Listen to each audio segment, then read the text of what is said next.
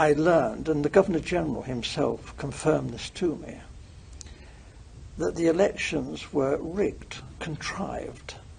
The intention was that the North should rule Nigeria.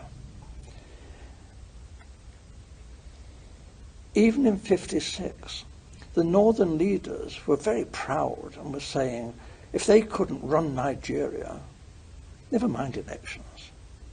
They might not join Nigeria. They might leave. And we all thought, well, how would they survive? There were no industries. There's not a great deal of agriculture, some groundnuts in the north. This wasn't very practical at all. And then it was, the Governor-General seemed to be thinking that the North couldn't, even if it won an election, rule Nigeria by itself. The South wouldn't stand for that.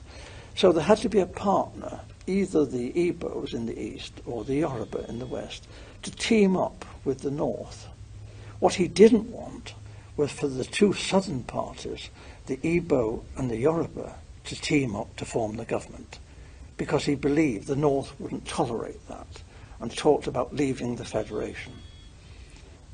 So as I learned, in a small way at first, but very rapidly I learned about the election fixing, and as I say, this was confirmed to me by the Governor-General. He actually said that he wanted me to know the truth because he wanted me to know how much trouble I was in. So there was a feeling then that there was going to be trouble. And then it was because the Awolowo and the Action Group had become the official opposition. What we British wondered, how could they win another election without the British counting the votes? There could not be another proper run election without us there. We knew what we were doing. We were just helping things along. You know, we were doing what the British do, favouring our friends and looking after our own and repaying favours. We don't call that corruption. They knew that the North would do as they said after independence.